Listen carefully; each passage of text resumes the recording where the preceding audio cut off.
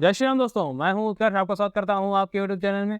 आशा करता हूं आप सभी अच्छे होंगे, इन्वेस्टिंग कर रहे होंगे। आज के इस वीडियो में हम स्मॉल कैप कैटेगरी के बारे में बात करने वाले हैं। साथ ही हम एक स्मॉल कैप कैटेगरी के फंड को रिव्यू भी करेंगे, क्या ये फंड आपके लिए अच्छा है या नहीं है, क्योंकि ये फंड काफ़ी प्रचलित भी है, लोगों के इसका बहुत प्रचलन है, लोग इसमें लगातार इन्वेस्टमेंट कर रहे हैं। ये चीज़ हमें कैसे पता चलती है? इसका फंड साइज देख के।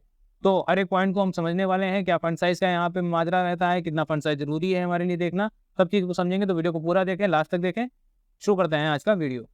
देखिए, स्मॉल कैप कैटेगरी, जैसा मैं आपको कई वीडियोस में ये समझा चुका हूँ कि स्मॉल कैप कैटेगरी थोड़ी-सा रिस्की कैटेगरी होती है, जिसमें आपको रिस्क थोड़ा ज़्यादा लेना पड़ता है, लेकिन रिटर्न भी अगर हम देखें तो उसमें आपको अच्छा मिलता है। इसी वजह से अगर हम अभी मैंने थोड़े दिन पहले एक वीडियो बनाया था जिसमें सेबी ने कंसर्न जताया था स्मॉल कैप कैटेगरी पर और मिड कैप कैटेगरी पे, जिसमें उन्होंने स्ट्रेस टेस्ट रिजल्ट जो है माँगा था फंड हाउस से। तो अगर आपने वो वीडियो मेरा अभी तक नहीं देखा है तो पहले उस वीडियो को देखिए, जिसमें आपको चीज़ें समझ में आ जाएँगी कि आखिर सेबी ने यहाँ पे कंसर्न क्यों जताया है। उस वीडियो से आपको जब चीज़ें क्लियर हो जाएँगी तभी आप अपना कोई भी डिसीजन लीजिए। लेकिन अगर हम बात करें स्मॉल कैप कैटेगरी की, कि यहाँ पे लोग क्यों ज़्यादा जाना पसंद करते हैं, क्योंकि उनको रिटर्न अच्छा मिलता है। इस वजह से यहाँ पे वो लोग एंटर करते हैं, लेकिन यहाँ पे रिस्क भी उतना ही ज़्यादा हो जाता है। तो ये सारी चीज़ें मैंने डिटेल में उस वीडियो में बताई हैं, और सेबी का क्या करिकुलम या सेबी का क्या सर्कुलर जारी हुआ था, वो चीज़ें मैंने वहाँ पे समझाई हैं। तो आप उस चीज़ को देख सकते हैं और समझ सकते हैं।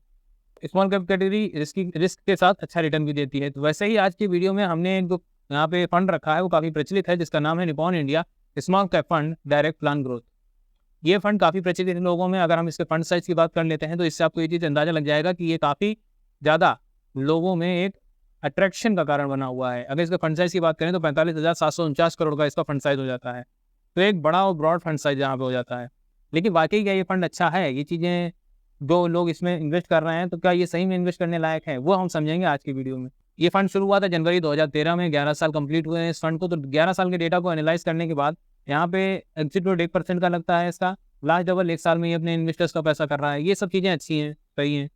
बात एक्सपेंस रेशियो की कर लेते हैं, 0.70 का लग रहा है। तो 0.70% का जो एक्सपेंस रेशियो लग रहा है वो थोड़ा-सा ज़्यादा मुझे देखने को मिला। एक्सपेंस रेशियो थोड़ा ज़्यादा है, लेकिन एक्टिव कैटेगरी का फंड है, ऊपर से स्मॉल कैप कैटेगरी का फंड है, तो यहाँ पे एक्सपेंस रेशियो थोड़ा ज़्यादा हो जाता है। लेकिन शायद आपको इससे कम इसी कैटेगरी में अलग अदर फंड्स मिल सकते हैं जिनको आप सेलेक्ट कर सकते हैं।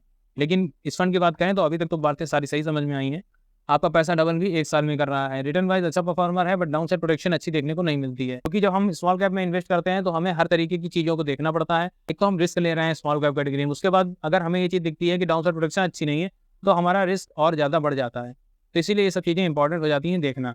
पड़ते हैं कितने सीएजीआर से पैसा ग्रो करेगा, तो 1 साल में 62.27%, 3 साल में 37.23% और 5 साल में 31.75% के सीएजीआर से पैसा ग्रो करेगा। एक अच्छा नंबर हो जाता है। साथ ही अगर हम बात कर लें इसके रिस्क मैनेजमेंट की, तो रिस्क मैनेजमेंट जो यहाँ पे इसका शार्प रेशियो देखने को मिलता है 1.81 का देखने को मिलता है, एक अच्छी बात हो जाती है। तो अगर हम टेक्निकल डेटा को देखते हैं तो वहाँ पे रिस्क मैनेजमेंट ठीक देखने को मिलता है। बात कर लेते हैं रोलिंग रिटर्न की, तो यहाँ पे 1 साल में 31.7%, 3 साल में 26.7%, 5 साल में 18.6% का। ऑन एन एवरेज अगर हम इससे रिटर्न एक्सपेक्टेड कर सकते हैं तो आप इससे 25 से 30% का रिटर्न एक्सपेक्ट कर सकते हैं। एक अच्छा नंबर हो जाता है। तो ओवरऑल फंड का जो पैकेज मुझे देखने को मिला वो अच्छा देखने को मिला, चीज़ें भी अच्छी देखने को मिल रही हैं। तो ओवरऑल फंड अच्छा है। अगर हम इसके डाउनसाइड प्रोटेक्शन का जो यहाँ पे बात है वो अगर हम थोड़ा सा निगलेक्ट करते हैं, निगलेक्ट करना हमारे लिए सही नहीं है।